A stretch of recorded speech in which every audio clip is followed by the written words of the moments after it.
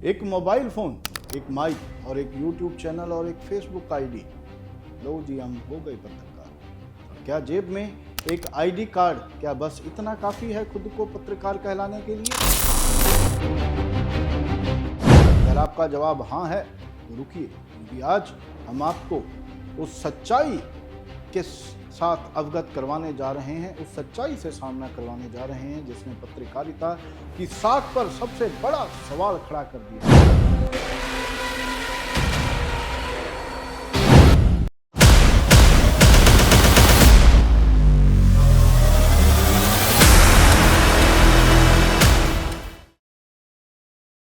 मिली जानकारी के अनुसार दिल्ली हाई कोर्ट ने हाल ही में कहा है कि प्रेस की स्वतंत्रता लोकतंत्र का मजबूत स्तंभ है, लेकिन उसकी आड़ में गैर जिम्मेदाराना गतिविधियों को स्वीकार नहीं किया जा सकता। यही है कि उत्तर प्रदेश में 30 जुलाई से फर्जी पत्रकारों और अवैध रूप से प्रेस लिखे वाहनों के खिलाफ एक बड़ा अभियान शुरू होने जा रहा है। आखिर फर्जी पत्रकार बनते कैसे हैं? आज इंटरनेट पर सैकड़ों वेबसाइटें हैं जो कुछ हजारों रुपए लेकर डिजिटल मीडिया की आईडी कार्ड भी बना देती हैं। ये लोग एक वेबसाइट, एक यूट्यूब चैनल या एक फेसबुक पेज बनाकर खुद को editor in chief, state head या क्राइम रिपोर्टर लिखने लगते हैं और उसके बाद शुरू होता है खेल। कुछ तथाकथित संगठन सदस्यता शुल्क लेकर किसी को भी पत्रकार घोषित कर देते हैं। मतलब कुछ चंद रुपयों के लिए कुछ ऐसे ही संगठन हैं जो अपनी पत्रकारिता की सदस्यता उनको दे देते हैं, चाहे वो इसके लिए कानूनन प्रमाणित हो चाहे ना हो।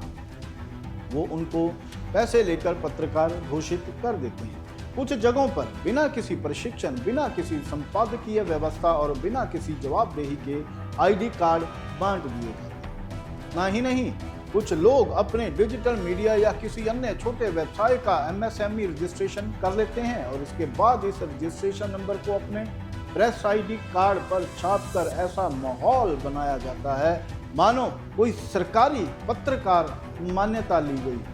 लेकिन इसमें सच्चाई ये है कि एमएसएमई रजिस्ट्रेशन केवल एक व्यवसाय को सूक्ष्म, लघु या मध्यम उद्यम के रूप में पंजीकृत करता है। यानी अगर किसी डिजिटल मीडिया कंपनी का एमएसएमई है तो इसका मतलब सिर्फ इतना है कि उसका व्यवसाय रजिस्टर्ड है। मतलब अगर आपकी कोई कॉफ़ी शॉप है या अगर आप कोई कपड़ा बनाते हैं, कोई ब्रांड है आपका, किसी तरह का कोई भी आप बिजनेस करते हैं, फिर वो चाहे उसकी 3 कैटेगरीज होती हैं, स्मॉल, मीडियम और एंटरप्राइज। तो इसमें क्या होता है कि आपको अपने बिजनेस को गवर्नमेंट के साथ रजिस्टर्ड करवाना होता है, जिससे ये पता चलता है कि आप गवर्नमेंट के साथ रजिस्टर्ड हैं और आप ये काम कर रहे हैं। लेकिन उस व्यवसाय का रजिस्टर्ड होना, इससे पत्रकार होने का प्रमाण अपने आप में नहीं मिल जाता।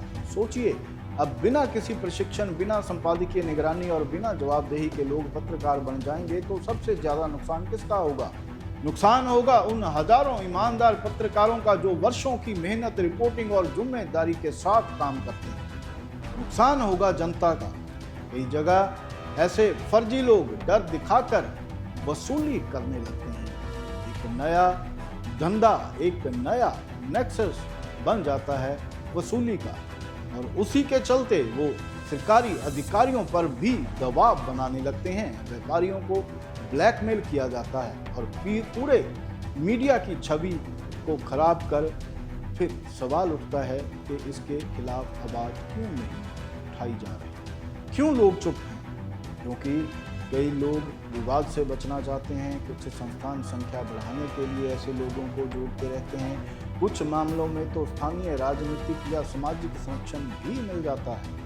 सबसे बड़ी बात, आज तक पत्रकार बनने के लिए पूरे देश में एक समान लाइसेंसिंग व्यवस्था या स्पष्ट नियामक ढांचा ही नहीं है, जिसका फायदा उठाकर ये लोग ये अपना पूरा नेक्सस बना लेते हैं। लेकिन इसकी जो प्रक्रिया है वो सरकारी प्रक्रिया बहुत अहम है। हम आपको वो भी बताते हैं शॉर्टकट में, लेकिन वो है बहुत बड़ी। एक सरकार का आरएनआई डिपार्टमेंट है जिसके through registrar of newspaper India, इसके थ्रू अंतर्गत सभी वो चाहे प्रिंट मीडिया हैं वो उसके अंतर्गत रजिस्टर्ड किए जाते हैं। या फिर एक इलेक्ट्रॉनिक मीडिया है जो मिनिस्ट्री ऑफ ब्रॉडकास्ट के अंदर आता है। अगर आपके पास इनमें से किसी की भी मान्यता है, या आप अखबार छाप रहे हैं, या फिर आप सैटेलाइट चैनल चला रहे हैं, या आपका जो डिजिटल प्लेटफॉर्म है, सोशल मीडिया को लेकर भी पिछले कई साल पहले एक रूल्स एंड रेगुलेशन लाए गए थे। उसमें आपको गवर्नमेंट के साथ इम्पैनल होना पड़ता है। उसकी कुछ शर्तें हैं, कुछ नियम हैं। अगर आप उनको पूरा करते हैं तो आप सरकार के साथ इम्पैनल्ड हो जाते हैं, के साथ पंजीकृत हो जाते हैं, तब आप एक पत्रकार कहलाने लायक हो जाते हैं। लेकिन ऐसा बिल्कुल भी नहीं है कि सिर्फ एक आईडी कार्ड छपवाकर या किसी वेबसाइट का रजिस्ट्रेशन करवाकर स्वयं को अधिकृत पत्रकार घोषित करते हैं।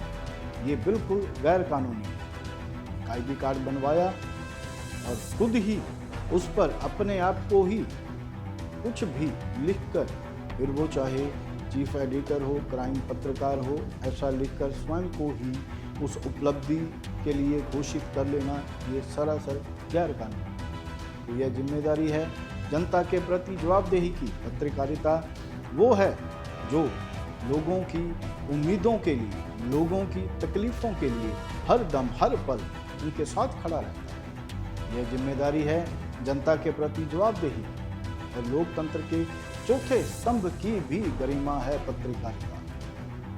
और पत्रकारिता को बचाना है तो पत्रकारिता के नाम पर चल रहे फर्जीवाड़े पर सवाल उठाने होंगे, आपको भी आवाज़ बुलंद करनी होगी। बताना होगा कि आपके भी इलाके में कई ऐसे लोग घूम रहे होंगे, तो सिर्फ एक आवाज़ भारती के हेल्पलाइन पर फ़ोन कीजिए, मैसेज कीजिए और हमें इत्तला कीजिए। हम आपको संबंधित विभाग तक वो जानकारी पहुंचा देंगे ताकि कोई और ब्लैकमेल होने से रोक सके, और किसी के लिए ये जो लूटने की परंपरा शुरू हो चुकी है, एक नेक्सस बन चुका है, उस पर नकेल कसी जा सके।